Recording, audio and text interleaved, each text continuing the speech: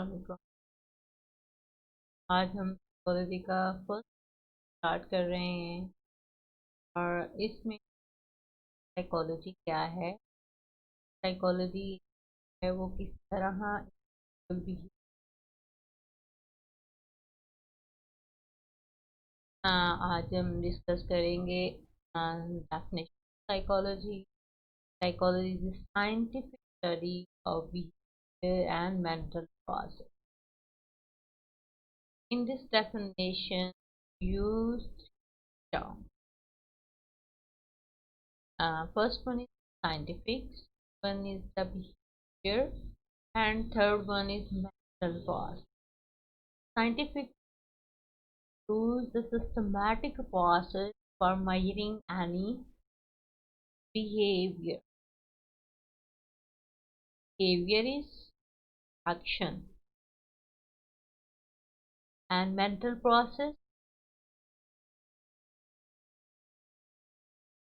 feeling, thinking, emotion, memory, perception, cognition. Basically, this is the cognition. All these related to the cognition. Cognition means acquire something from the environment.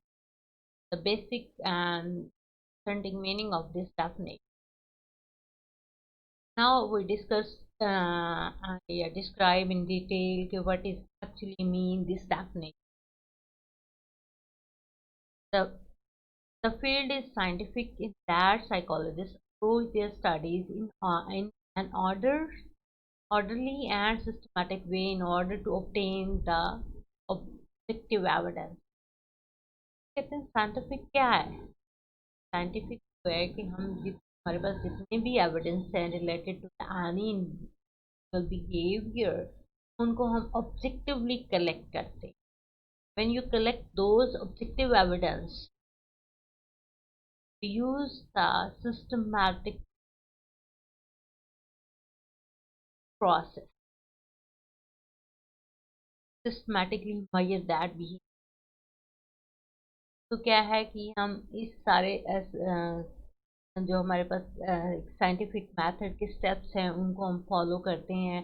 Then हम उनको उस steps को follow करते हुए सारे process, सारी चीज़ों को प्रोसेस करते हैं. जब हम इसको process actually according to the scientific method इसको प्रोसेस करते हैं, उन ऑब्जेक्टिव एविडेंस को जो हमने बिहेवियर को स्टडी करने के लिए लिए हैं, तो वो सारे उस सारे प्रोसेस में को सिस्टमेटिकली करते हैं. तो ये साइंटिफिक प्रोसेस कहलाता है और इस साइंटिफिक प्रोसेस में हम इंडिविजुअल बिहेवियर को स्टडी करते हैं. तो ये कुछ तरीकाकार है को मेजर करने के लिए इंडिविजुअल को, या और हम ये कह सकते हैं साइकोलॉजी एज ए साइंस है कि जितने भी बिहेवियर से रिलेटेड एविडेंस हैं उनको ऑब्जेक्टिवली कलेक्ट करके सिस्टमैटिक वे में प्रोसेस करते हैं. और फिर बिहेवियर को हम दो तरह से स्टडी करते हैं. एक होता है ओवर्ट बिहेवियर, दूसरा होता है covert behaviour.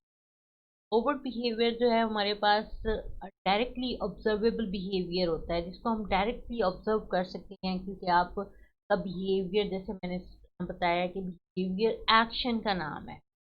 Act something, when you act something, वही या जो साइकोलॉजिस्ट है directly observe that behaviour and study that.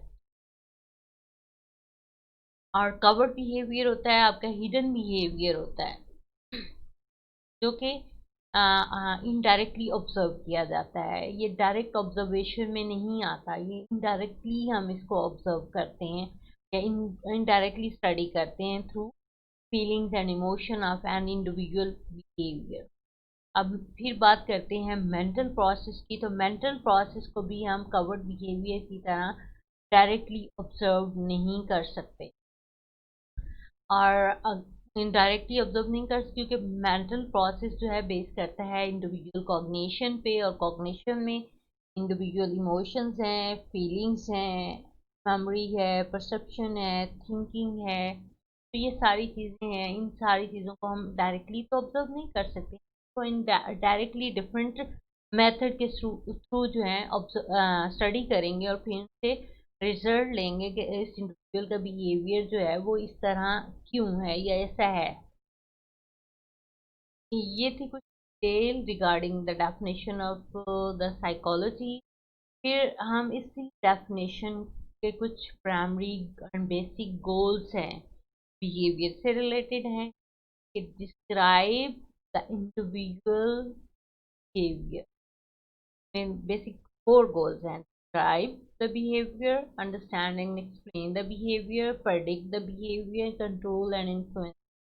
These are the basic four goals according to the definition of psychology. Now, describe the behavior. What is the nature of this behavior? कि जो behaviour हम study कर रहे हैं उसकी nature क्या है। जो ओवर बिहेवियर उसने एक्ट, किसी भी इंडिविजुअल ने एक्ट किया है, उस एक्शन की नेचर क्या है। What is the nature of individual behaviour. Understand and explain the behaviour, why does it occur, कि अकर होने की रीजन क्या है, which reason there for that behaviour, कि इस बिहेवियर, ये जो बिहेवियर अकर हुआ है इसकी रीजन क्या है। फिर है predict the behaviour. Third goal is predict the behaviour, कि जब हम उसकी रीजन को फाइंड आउट कर लेते हैं, देन वी फोरकास्ट इट, कि फिर हम उसको फोरकास्ट करते हैं यानी उसको प्रेडिक्ट करते हैं, और उसके जितने भी सरकमस्टांसेस होते हैं अकर होने के लिए, सारे सरकमस्टांसेस को देखते हुए हम उसके बारे में, उस बिहेवियर के बारे में फोरकास्ट करते हैं कि ये बिहेवियर क्यों अकर हुआ। और उसके बाद control the behaviour. What factor influence this behaviour, कौन कौन से फैक्टर्स ने इन्फ्लुएंस किया है इस बिहेवियर को अकर करने के लिए। इसकी एग्जांपल आप कोई भी ले सकते हैं, जैसे किसी इंडिविजुअल ने बहुत ज़्यादा एग्रेसिव बिहेवियर परफॉर्म किया है, लाइक वो कहीं आया है या किसी के पास आया है और बहुत गुस्से में है। अब पहले तो नेचर ऑफ बिहेवियर देखें। इसकी नेचर, ये जो बिहेवियर परफॉर्म कर रहा है नेचर क्या है। That individual express the anger, angry angry anger behaviour. और उसके बाद उसको आप अंडरस्टैंड करेंगे कि ये एंग्री बिहेवियर क्यों शो कर रहा है। उसके बाद के सर्कमस्टांसेस को देख के आप उस एंग्री बिहेवियर को जो है प्रेडिक्ट करेंगे कि मे बी किसी के साथ लड़ाई हुई है या किसी की बात बुरी लगी है, देन ये शो कर रहा है। और इन फैक्टर्स की बेसिस, सर्कमस्टांसेस की बेसिस इंडिविजुअल बिहेवियर को प्रेडिक्ट कर सकते हैं। फिर कंट्रोल द बिहेवियर में कि किस चीज़ ने उसको इन्फ्लुएंस किया है कि वो अपना इतना एग्रेसिव बिहेवियर जो है वो परफॉर्म कर रहा है। तो वो फैक्टर्स हमने देखने हैं, सराउंडिंग में ऐसी क्या चीज़, कौन कौन से फैक्टर्स हैं जिनकी वजह से एंग्री बिहेवियर शो की। तो these are the basic primary goals for the psychology, और इन्हीं गोल के बेसिस पे हम इंडिविजुअल बिहेवियर को स्टडी करते हैं, इंडिविजुअल के ओवर बिहेवियर को स्टडी करते हैं। और इन साइंटिफिक हम कह सकते हैं कि साइकोलॉजी एक साइंस है। फिर बात करेंगे अगर वराइटीज ऑफ साइकोलॉजिस्ट की, उससे पहले हम थोड़ा सा डिस्कस करेंगे इसकी कि साइकोलॉजी साइंस कैसे है और साइकोलॉजिस्ट जो हैं वो क्या क्या एक्टिविटीज़ जो हैं वो परफॉर्म कर रहे हैं। तो इन सब के लिए ज़रूरी है कि हम देखें कि साइकोलॉजिस्ट जो हैं वो बेसिक कैसे अपनी जो साइकोलॉजी की नॉलेज है वो दूसरों से शेयर कर रहे हैं। तो हम इसको कंटिन्यू